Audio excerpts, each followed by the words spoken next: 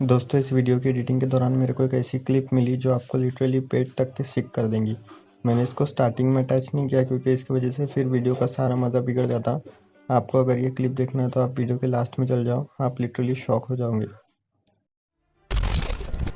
Bilkis Bano gangrape और परिजनों की हत्या मामले में सभी 11 आजीवन कारावास के दोषियों को गुजरात छूट नीति के तहत रिहा कर दिया गया है। गुनहगारों की रिहाई के बाद जेल के बाहर आने पर परिजनों ने उनका तिलक भी किया और मिठाई भी खिलाई। 15 अगस्त के दिन जब इंडिया अपने 75 ईयर्स ऑफ इंडिपेंडेंस मना रहा था, तो इंडिया के प्रधानमंत्री नरेंद्र मोदी ने स्पीच में बोला कि women empowerment is the key two nations progress. पर उससे उल्टा कुछ होता हुआ दिखाई दिया जब 11 अक्यूज्ड जो बिल्किस बानो रेप केस में गिरफ्तार थे, जिनको उम्र कैद की सज़ा हुई थी, उनको गोधरा सब जेल से छोड़ दिया गया। अब डिफरेंट लोगों के डिफरेंट ओपिनियंस है। कुछ लोगों ने इनको मिठाई के साथ इनकी वापसी की, इनको हार पिनाए। आज इस वीडियो में पूरे मैटर को स्टेप बाय स्टेप क्लियर करने की कोशिश करेंगे विदाउट एनी बायस। इस वीडियो में जानेंगे कि क्या है ये Bilkis Bano case, Gujarat remission policy क्या है, दोनों साइड यानी बिल्किस बानो और कन्विक्ट्स की साइड्स को देखेंगे, और सुप्रीम कोर्ट यहाँ कहाँ बीच में आता है उसकी जानने की कोशिश करेंगे। 27 फरवरी 2002 को एक ऐसा इंसिडेंट हो जाता है जो पूरे देश को हिलाकर रख देता है। गोधरा में एक ट्रेन में आग लगा दी जाती है जिसके अंदर 58 पैसेंजर्स थे और कर सेवक थे जो अयोध्या से वापस गुजरात रिटर्न कर रहे थे। और ये एक मुस्लिम मेजॉरिटी एरिया में होता है जो कि रिलीजियस वायलेंस और कम्युनल वायलेंस के लिए फेमस होता है। इसी के बाद एक बहुत अगली ब्लडशेड होता है। हम इसके ऊपर एक सेपरेट वीडियो बनाएंगे, अगर आपको चाहिए तो कमेंट सेक्शन में बताना। थोड़ा सा मैं बता दूं कि 3 मार्च को बिल्किस बानो अपने छोटे लड़की के साथ मॉब से बचने के लिए अपने फैमिली और कुछ लोगों के साथ एक फील्ड में जाकर छुपती है।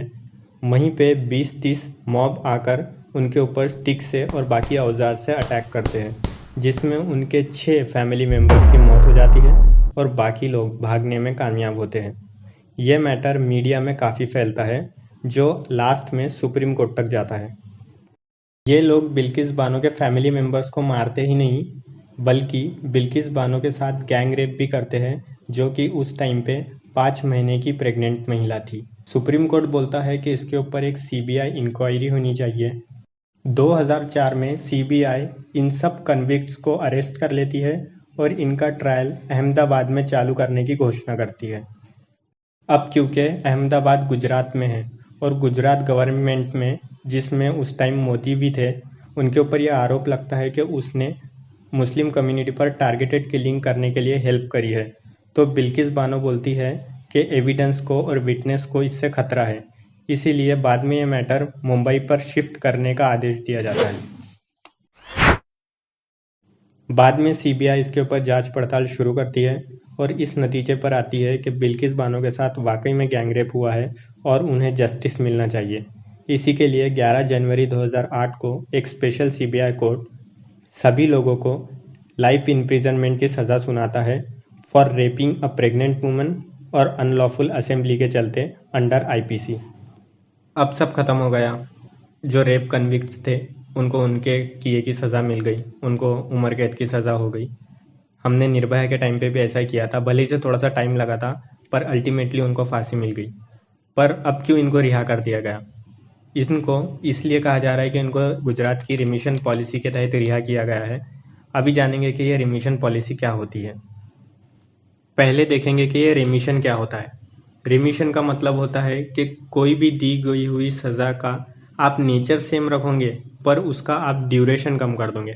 जैसे किसी इंसान को 10 साल के लिए सज़ा हुई है तो उसका नेचर वही रहेगा, उसको जेल में ही रहना पड़ेगा, पर उसका जो ड्यूरेशन है जैसे 10 साल से घटाकर हम 5 साल कर देंगे, ये होता है रिमिशन। कॉन्स्टिट्यूशन ये पावर ऐसे भी किसी को नहीं दे देता है। ये पावर सिर्फ 2 लोगों को दी गई है, एक है प्रेसिडेंट और दूसरे है गवर्नर, जिसके चलते एक अक्यूज्ड की सज़ा को रिमिट किया जा सकता है, सस्पेंड किया जा सकता है या उसको पार्डन किया जा सकता है कंप्लीटली। ऐसी ही पावर स्टेट गवर्नमेंट के पास भी है अंडर सीआरपीसी सेक्शन 433, जहाँ पे वो कोई भी सज़ा को रिमिट कर सकते हैं अंडर स्पेशल सर्कमस्टांसेस। ऐसी ही एक पॉलिसी जब क्राइम हुआ 2002 में, उस टाइम पे गुजरात में एक्टिवेट थी। इसी साल 22 जून को मिनिस्ट्री ऑफ होम अफेयर्स ने एक बड़ा फैसला लिया कि वो एज अ पार्ट ऑफ आज़ादी का अमृत महोत्सव कन्विक्टेड पर्सन्स को जेल से रिमिट करेंगे 3 सेक्शंस और बैचेस में। पहला 15 अगस्त 2022, दूसरा 26 जनवरी 2023 और तीसरा 15 अगस्त 2023। पर इसी में भी अगर किसी ने किसी का मर्डर कर लिया है या फिर अगर कोई ऐसा क्राइम है गैंग रेप का, तो इसमें तो हम किसी को मतलब ये नहीं कर सकते, छोड़ नहीं सकते। तो इसीलिए ऐसी 12 कैटेगरीज दी गई जहाँ पे ये जो रिमिशन पॉलिसी है ये अप्लाई नहीं होंगी, जिसमें से rape one of the categories है। मतलब इस पॉलिसी के अंदर रेप अक्यूज्ड को तुम रिलीज नहीं कर सकते। अब आपने देख लिया कि रिमिशन पॉलिसी क्या होती है, किस किस के पास इसकी पावर दी गई है, और देख लिया कि कैसे मिनिस्ट्री ऑफ होम अफेयर्स ने एज अ पार्ट ऑफ आज़ादी का अमृत महोत्सव रिमिशन पॉलिसी अपनी लाई थी, जिसके अंदर 3 बैचेस में कन्विक्ट्स को रिहा करने की बात की गई थी। अब चलते हैं कैसे उनको रिहा किया गया इसकी पूरी टाइमलाइन पर। राधेश्याम शाह, जो कि वन ऑफ द अक्यूज्ड है, वो गुजरात हाई कोर्ट को अप्रोच करते हैं कि उनको रिमिट किया जाए, क्योंकि अब उन्होंने जेल में 15 साल से ज़्यादा का समय गुजार दिया है। गुजरात हाई कोर्ट इसको डिसमिस करता है और बोलता है कि ये मैटर महाराष्ट्र में अब इसकी सुनवाई होगी, क्योंकि पहली बार ट्रायल भी महाराष्ट्र में हुए थे। इसके बाद राधेश्याम शाह रुकते नहीं हैं और वो सुप्रीम कोर्ट को अप्रोच करते हैं। सुप्रीम कोर्ट ये फैसला देता है कि जहाँ पे ये क्राइम हुआ, मतलब गुजरात में, गुजरात गवर्नमेंट इस मैटर को, इस रिमिशन मैटर को देखेंगी, जिसके अंदर गुजरात गवर्नमेंट एक कमेटी बनाती है और इस कमेटी को सुजल मयत्रा हेड करते हैं। ये कमेटी इंक्वायरी करती है और इस डिसीजन पर आती है कि ये जो अक्यूज्ड है इनको रिहा कर देना चाहिए, जिसी के चलते गुजरात गवर्नमेंट एक ऑर्डर पास करती है और इनको 15 अगस्त के दिन रिहा कर दिया जाता है। अब आते हैं दोनों साइड के बचाव के बारे में कि ये दोनों साइड का अपने अपने बचाव के लिए क्या कहना है। पहले कन्विक्ट्स के बारे में बात करते हैं। बिल्किस बानो गैंग रेप के केस में अक्यूज्ड हुए लोगों में से एक है शैलेश भट्ट। इनका कहना है कि ये विक्टिम्स ऑफ प्लॉट है, इन्होंने ऐसा कुछ गैंग रेप वगैरह नहीं किया है बिल्किस बानो का, और ये बस उसके अंदर एक प्लॉट किया गया है इनका। ये कहते हैं कि ये एक सिंगोर, एक डिस्ट्रिक्ट है जहाँ से ये आते हैं, और उस टाइम पे ये बीजेपी के डिस्ट्रिक्ट यूनिट में एज ए मेंबर काम करते थे, और अब इन्होंने 18 साल से ज़्यादा का समय गुजार लिया है जेल के अंदर, और इनको इसीलिए रिलीज़ कर दिया गया है अंडर रिमिशन पॉलिसी, और ये इसके लिए बहुत खुश है। राधेश्याम शाह भी ऐसा सिमिलर कुछ बयान देते हैं और बोलते हैं कि इनको फ्रेम किया गया था, इन्होंने ऐसा कुछ बिल्किस बानो गैंग रेप नहीं किया है और इसीलिए इनको रिहा कर दिया गया है बाय द गवर्नमेंट। पर जो दूसरी साइड है, बिल्किस बानो की साइड, वो इतनी खुश नहीं है, बल्कि वो दुखी में है और स्टेट ऑफ शॉक में है, क्योंकि उन्होंने कभी ये सोचा नहीं था कि जो जिन्होंने उनके साथ गैंग रेप किया उनको गवर्नमेंट रिलीज़ कर देंगी। बिल्किस बानो कहते हैं कि वो एकदम नंब है, उनके पास बोलने के लिए शब्द नहीं है, वो ये समझ नहीं पा रही है कि उनके साथ क्या हुआ। उनका जो right to live without fear है वो उनको वापस दिया जाए, और स्टेट गवर्नमेंट जल्द से जल्द अपने डिसीजन को अंडू करे और वापस उनको जेल में उम्र कैद की सज़ा में डाले। बिल्किस बानो के जो हस्बैंड है याकूब रसूल, वो ये बोलते हैं कि वो वर्चुअली अपने परिवार को छुपाते हुए घूम रहे हैं।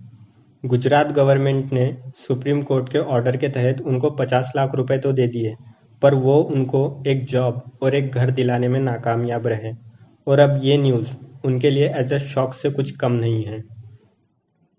और जो ह्यूमन राइट्स लॉयर है शमशाद पठान, उनका ये कहना है कि इससे तो जुडिशरी सिस्टम के ऊपर एक काला दाग लग गया है, क्योंकि अगर आप रिमिशन में ऐसे लोगों को रिहा कर दोगे जिन्होंने मर्डर किया है या गैंग रेप किया है, तो लोग जुडिशरी पर क्या विश्वास करेंगे। तो जो ऐसे टेरिफाइंग क्राइम्स है गैंग रेप जैसे, उनके ऊपर ये रिमिशन पॉलिसीज़ अप्लाई नहीं होनी चाहिए और उनको कड़ी से कड़ी सज़ा मिलनी चाहिए, और जो विक्टिम्स है उनको जस्टिस मिलना चाहिए, ये कहते हैं शमशाद पठान। अब उनकी रिलीज़ के बाद एक बड़ी कंट्रोवर्सी खड़ी हो गई है। अब इसमें लोग ये डिमांड कर रहे हैं कि जिन्होंने इतना गंदा क्राइम किया है गैंग रेप का, उनको गवर्नमेंट कैसे रिहा कर सकती है।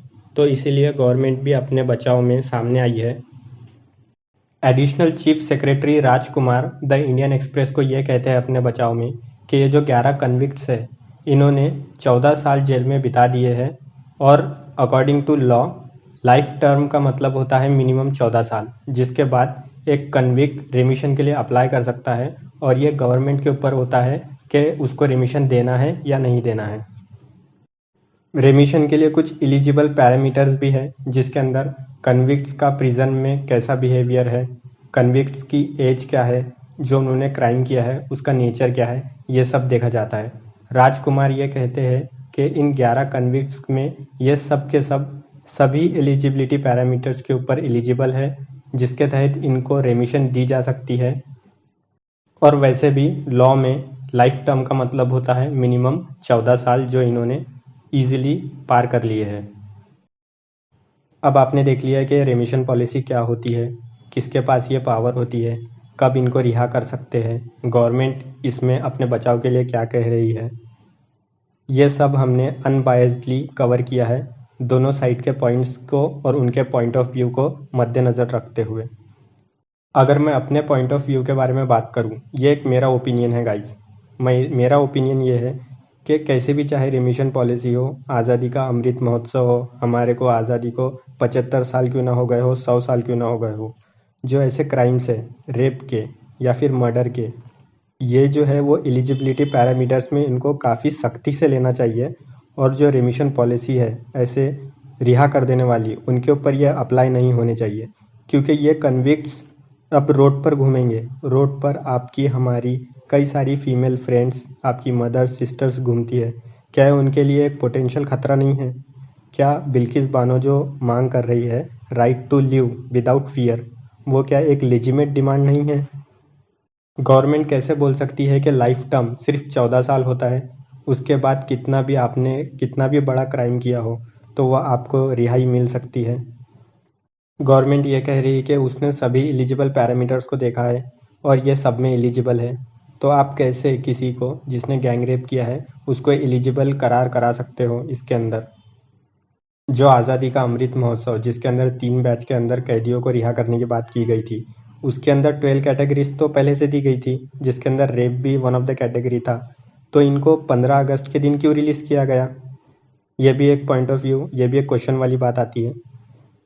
क्राइम किया कि नहीं किया हमको पता नहीं है, लेकिन क्राइम के बारे में मैं क्या कोई इंटेंशन भी हो सकता है ना कि जो भूतकाल की जो कार्यवाही है उसके फैमिली के मेंबर के जो कोई एक्टिविटी है वो बहुत अच्छी थी, ब्राह्मण लोग थे और वैसे भी ब्राह्मण के जो कुछ है उसके संस्कार भी बड़ा अच्छा था, इसलिए किसी को मतलब के गुने में डाल के उसको पनिशमेंट करने का बद इरादा भी हो सकता है। आप हमें कमेंट सेक्शन में बताइए दोस्तों कि आपका क्या पॉइंट ऑफ व्यू है, आप किसे गलत समझते हो, बिल्किस बानो को या गवर्नमेंट को? अगर हमारा एपिसोड पसंद आया होगा तो चैनल को सब्सक्राइब करिए और वीडियो को लाइक करिए। और आप अगर मेरी वीडियोस में कुछ इम्प्रूवमेंट देखना चाहते हो तो उसे भी बता दीजिए। Thank you.